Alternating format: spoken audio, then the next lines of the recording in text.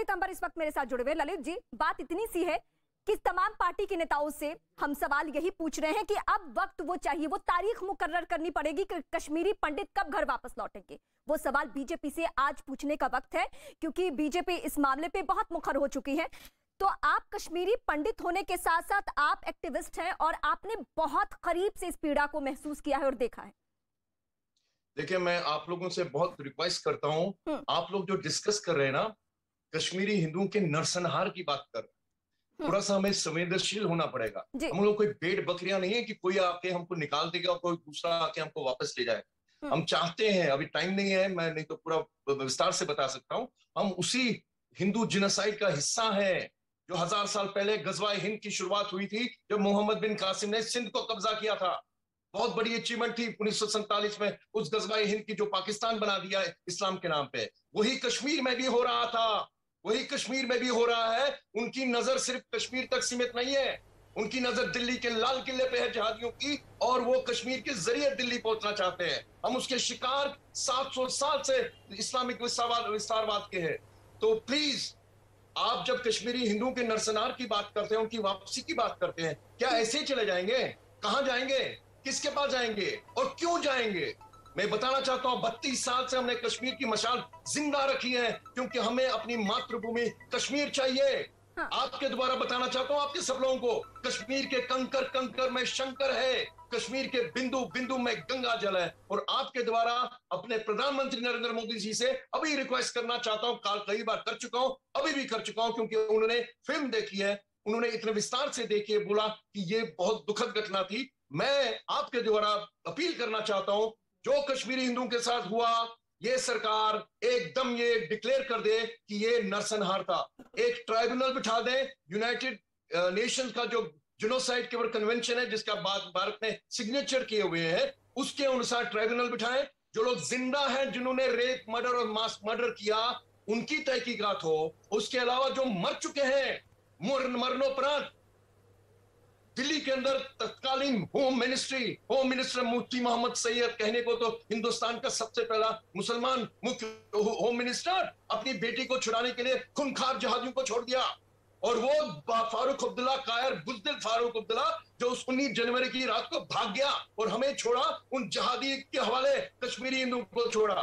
तो इसकी तहकीकात हो, जिनको मौत की सजा मिलनी चाहिए उनको मिलनी चाहिए। और हम ये भी चाहते हैं कि ये देर ना लगे, क्योंकि वो पैट्रियार्क जो जहादी कश्मीर में था, सैयद अली शाह गिलानी, हमें खेद है कि वो प्राकृतिक मौत मरा, उसको तो जेल में सड़ के मरना चाहिए था। इससे पहले कि जो अभी तक जिंदा है वो भी प्राकृतिक मौत मरे। हम चाहते हैं कि सरकार उनको सजा दे। तीसरी बात, हमें कश्मीर जाना है।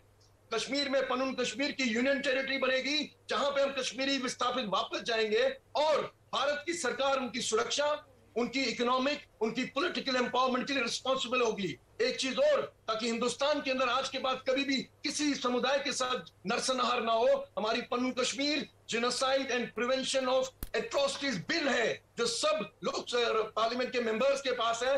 आपके द्वारा अपील करता हूं कि वो उसको रिकंसिडर करें, उस पर डिबेट करें और एक एक्ट लाएं, ताकि आज के बाद हिंदुस्तान के बारे, देखिए पाकिस्तान जैसा मुल्क 1947 में कैसे बना, लाशों के ढेर के ऊपर बना।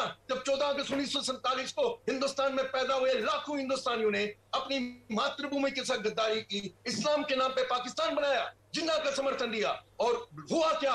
कत्लेआम।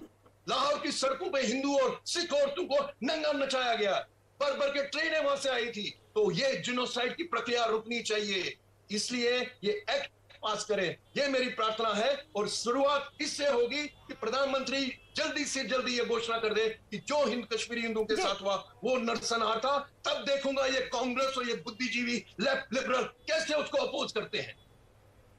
प्रेम शुक्ला जी, आप ही के लिए सवाल है। मैं बहुत कुछ बोलूंगी नहीं, क्योंकि कश्मीर की पूरी बातें, पूरी पीड़ा हम सब ने महसूस कर ली, जिस तरीके से बता रहे हैं वो। प्रेम जी।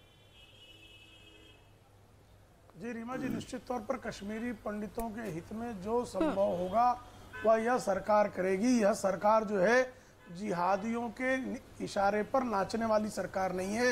यह सरकार जो है वो कहीं से भी हरकत नहीं। ललित जी की सीधी मांग है कि इसे नरसंहार बताया जाए, और जो भी गुनहगार थे, कहा निश्चित तौर पर जो भी गुनहगार थे उनके नाम आए सामने। वो कौन कौन से लोग थे? हमारा दायित्व है।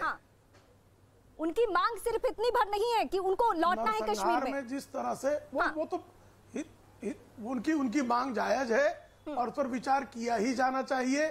और भारतीय जनता पार्टी के नेतृत्व वाली सरकार हिंदू पंडितों के साथ पूरी तरह से, जिनका निर्वासन हुआ है, जिनका नरसंहार हुआ है, जो अपने ही वतन में शरणार्थी बन गए हैं, उनको न्याय देने के लिए संकल्पबद्ध है और हम न्याय दिलाकर रहेंगे।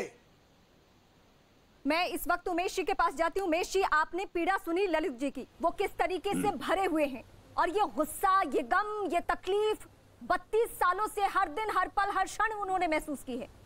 आज उनको आप कुछ जवाब देंगे? देखिए, हर कश्मीरी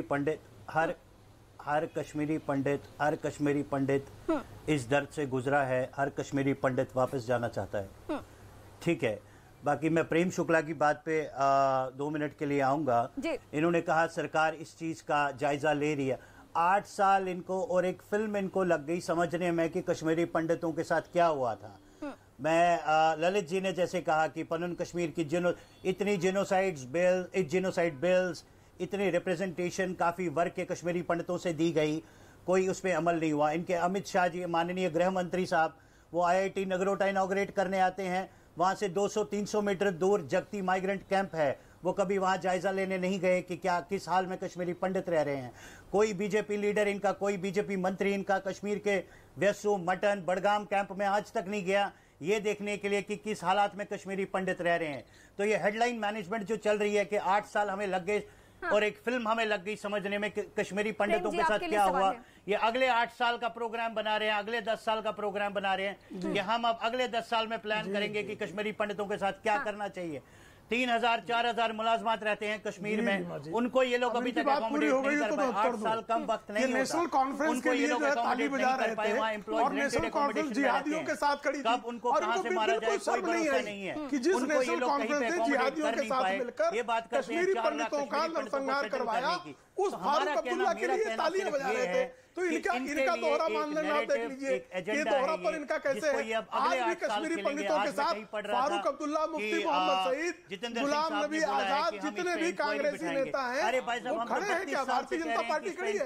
भारतीय जनता पार्टी खड़ी है, खड़ी रहेगी। आप फारूक अब्दुल्ला के तलवे चाटिए, आप फारूक अब्दुल्ला के तलवे चाटिए, आप महबूबा मुफ्ती के तलवे चाटिए, आप कांग्रेसियों के तलवे चाटिए, लेकिन कश्मीरी पंडितों को न्याय दिलाना ये हमारी जिम्मेदारी है। हम 1991 में भी उसके साथ खड़े थे, आज भी साथ खड़े हैं। और हम ही कि महाराष्ट्र में जब कश्मीरी पंडितों के लिए आवश्यकता पड़ी तो उनको विद्यालयों में रिजर्वेशन दिलाया।